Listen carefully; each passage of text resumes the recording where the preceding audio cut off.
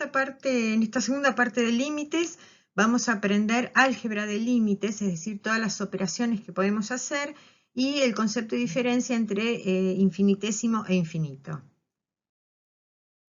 Hay dos reglas básicas, hasta diría que son obvias, que dicen la primera, que si tengo una función constante, el límite estudiado de esa función para cualquier valor de x es la misma constante. Por ejemplo, si yo tengo que f de x es igual a 5 y la estudio para x tendiendo a 8, es 5. Si la estudiase para x tendiendo a menos 3, también sería 5, porque mi función es constante. Y la otra regla me dice que si tengo la función identidad, la identidad es la que le asigna a cada valor de x el mismo valor de y. Si tengo la función identidad, el límite de esa función estudiado en cualquier valor x tendiendo a da ese mismo valor a. Por ejemplo, tengo la función identidad y voy a estudiar el límite para x tendiendo a menos 3, entonces es menos 3. Si la estudiase para 8, sería 8, porque es la función identidad. Ahora vamos a ver una serie de teoremas. Esto significa que se pueden demostrar, nosotros no lo vamos a hacer, respecto a las operaciones que podemos considerar con los límites. Para eso, en alguno de ellos van a aparecer valores k, a y n. Entonces sepamos que tanto el valor k como el valor a son números reales y n es un entero positivo. Y las funciones f y g. Una manera de escribir el resultado de ese límite, por ejemplo, es con una L mayúscula. Y el subíndice me aclara de qué función estoy hablando. El primer teorema se llama teorema del múltiplo escalar. En realidad, lo que estamos haciendo es, si yo tengo el límite de una función que está multiplicada por una constante k, ¿sí? Por eso k es un número real, yo también podría hacer el límite de la función y luego multiplicarlo por la constante. Después con los ejemplos vamos a verlos. Si tengo una suma o una resta de límites, esto es lo mismo a hallar los límites y luego sumarlos o restarlos. Si tengo el producto, el límite de un producto de funciones, es lo mismo que si hiciese el producto de los límites. Si tengo el cociente, el límite de un cociente de funciones, podría ser, obtendría el mismo resultado si yo hiciese el cociente entre los límites, es decir, primero hallar los límites y luego hacer el cociente. Con la salvedad que ese límite que esté en el denominador, en este caso el límite de la función g, no puede ser 0. La potencia, que me dice que si yo tengo el límite de una función elevada a un exponente positivo, entero positivo, entonces yo podría hacer el límite y luego a ese valor elevarlo a esa potencia. Y la última, que si tengo el límite del logaritmo de una función, podría ser el logaritmo del límite de la función. Así dicho, parece todo un lío. Vamos a verlo con unos ejemplos. Yo tengo dos funciones, f y g, ¿sí?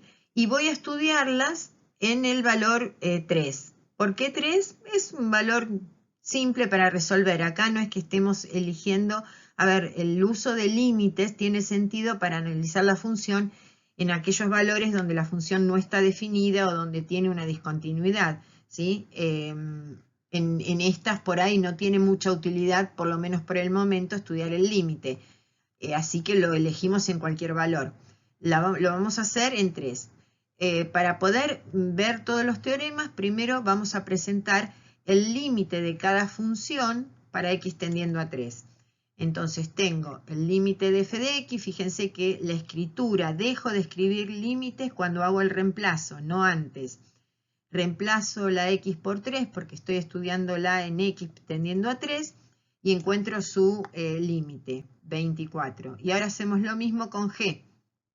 Tengo g de x, que es x más 1, entonces el límite de x más 1 para x tendiendo a 3 es 3 más 1, 4.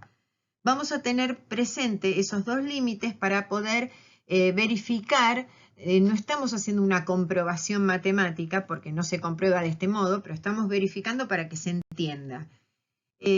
Múltiplo escalar. Vamos a suponer que yo tengo, que es el primer teorema, ¿no? Yo tengo ahora mi función multiplicada, por ejemplo, por 7, ¿sí? Entonces me piden hacer el límite para x tendiendo a 3. Yo tengo que reemplazar, multiplicar ahí todo por 7 y encuentro el límite. El teorema me dice que a mí me da lo mismo si yo hallo el límite y esta constante como que la extraigo fuera del límite, ¿sí? Si esto es así, entonces el límite multiplicado por 7 me tiene que dar lo mismo. Y efectivamente da lo mismo. El siguiente teorema es el de suma y resta.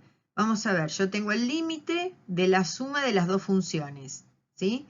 El teorema me dice que si lo hago en un límite me va a dar lo mismo que si hiciera la suma de los límites, ¿sí? Vamos a ver, acá hago el límite de la suma. Entonces, hago la suma de las funciones, como para tener más limpieza en la escritura, reemplazo y me da 28. ¿Qué hubiese pasado si yo sumo los límites? Que es lo que me dice el teorema, y me va a dar 28. ¿Sí?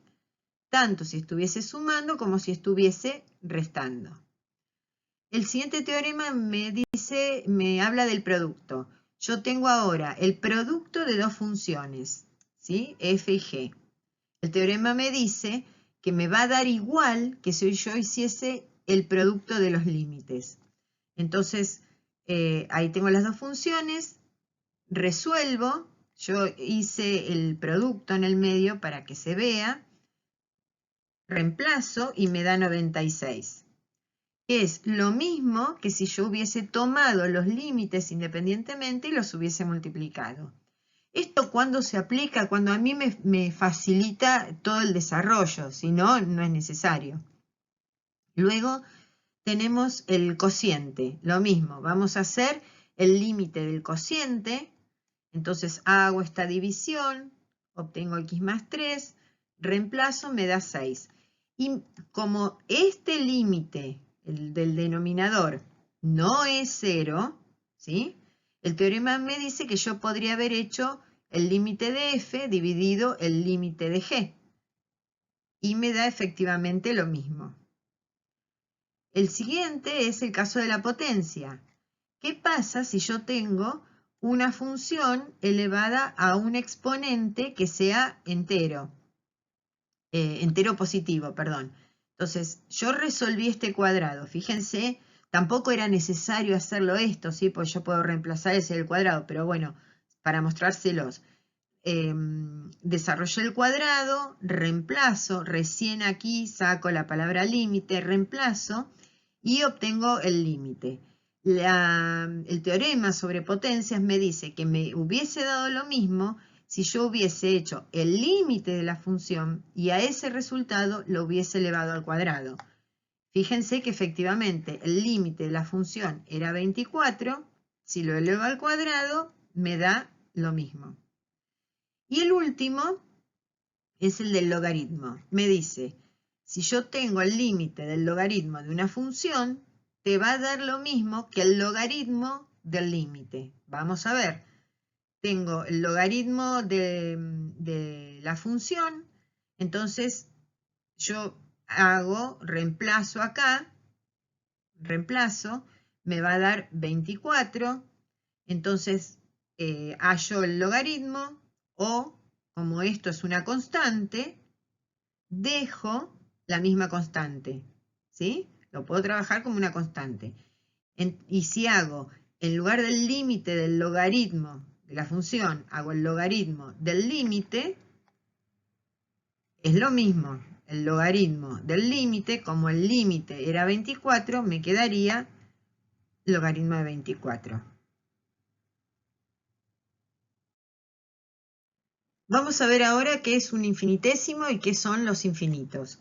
Los ponemos a la par para comparar.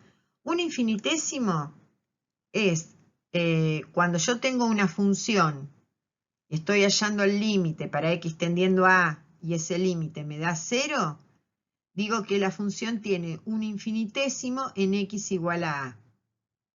Por ejemplo, tengo la función x más 7. Hallo el límite para x tendiendo a menos 7, me da 0, entonces digo que hay un infinitésimo en x igual a menos 7. Y en el infinito, en cambio, me dice que tengo un infinito cuando el límite de una función para x tendiendo a un valor a me da infinito.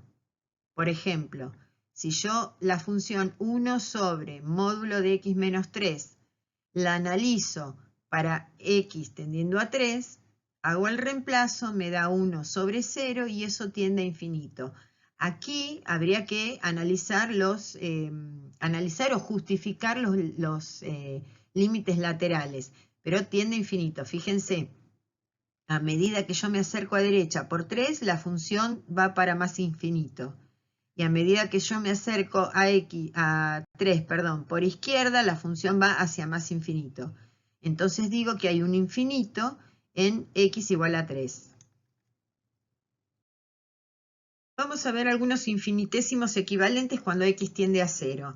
Los que vamos a ver no son todos, hay muchos más, y la idea es que aprendamos no a memorizarlos, sino a trabajar con ellos.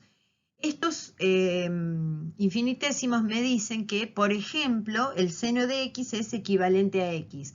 Para el cálculo del límite, ¿sí?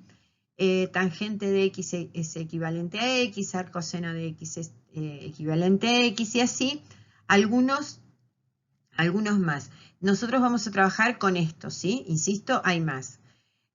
¿Cuándo los vamos a usar? Cuando tengamos un caso como este ejemplo. Si yo reemplazo para hallar este límite de 5 seno de x sobre x, para x tendiendo a 0, hago los reemplazos, fíjense que seno de 0 es 0, por 5, 0. Y en el denominador 0, me quedaría un caso de 0 sobre 0.